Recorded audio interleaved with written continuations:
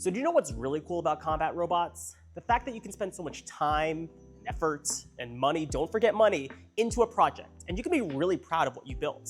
But because you personally suck as an engineer, all that hard work goes down the drain and... Wait, did I say cool? I meant absolutely terrible.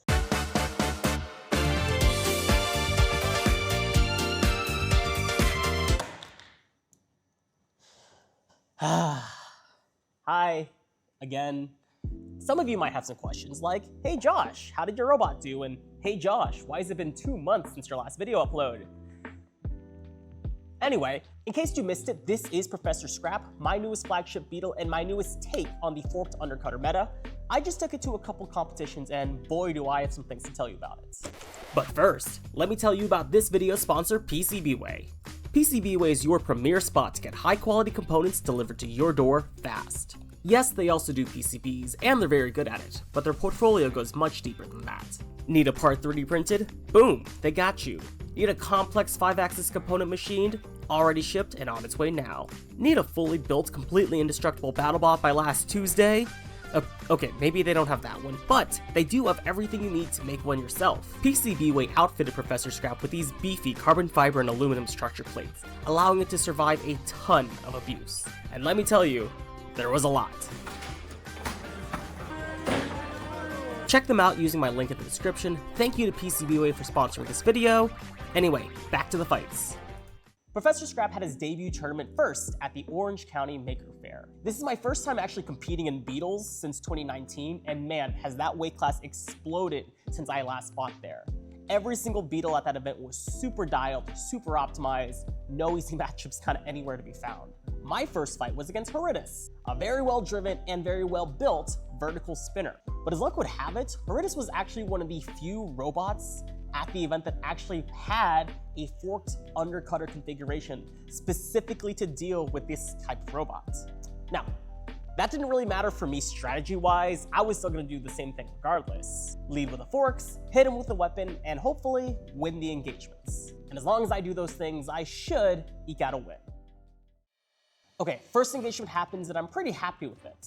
My fork slots right in between the gap of his wedge and he deflects right off into the wall. Second engagement, less good. He gets in between the gap of my forks and now you can see the first issue with my robots. I had that weapon spinning way too slow. I had the speed dialed down for control, but when it's spinning this slow, it's almost more of a liability than anything else. I hit his wedge, I go bouncing upwards, and a follow-up shot from his weapon puts me on my head. And herein lies reason number 2 of why I lost this fight. This robot is completely useless upside down. Now, yes, technically, it can drive upside down. But practically, it's about as useful as not being able to drive at all. I mean, look at this. I've seen Tesla Autopilot drive better than this.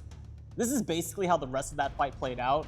My opponent was smart, and he kept his weapon dialed down as to not accidentally flip me over. And at the end, I lost a very understandable judge's decision.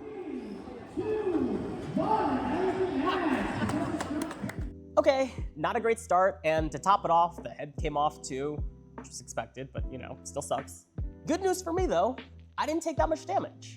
I dialed my weapon back up to full speed and put it in the box for my next opponent. This is Wilbur.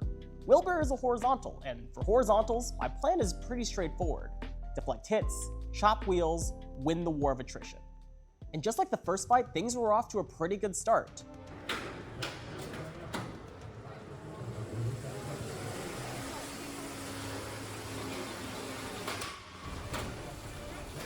The wedge was doing a great job deflecting hits and keeping him at bay.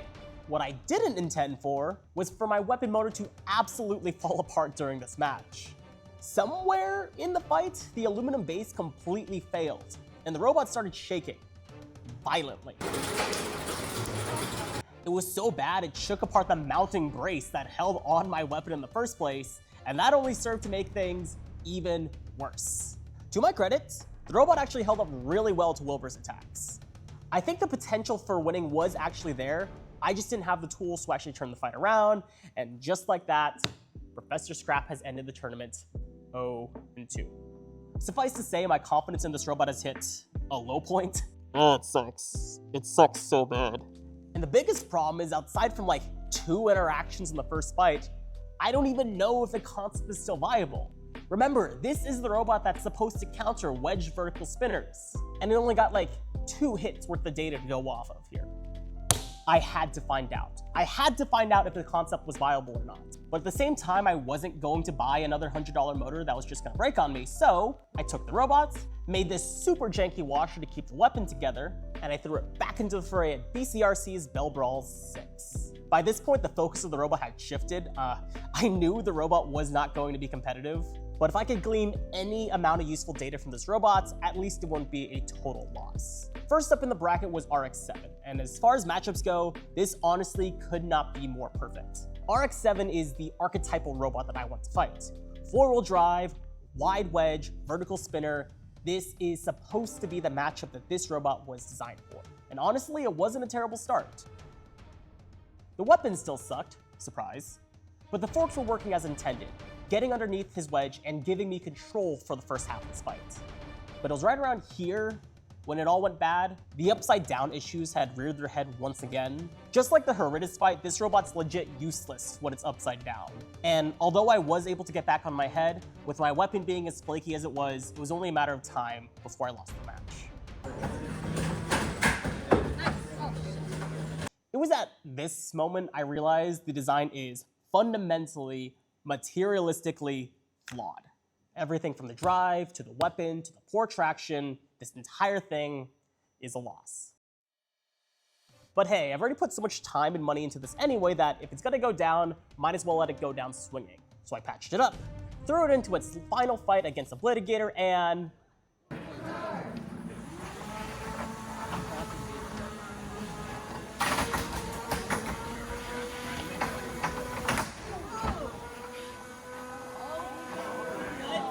what is this?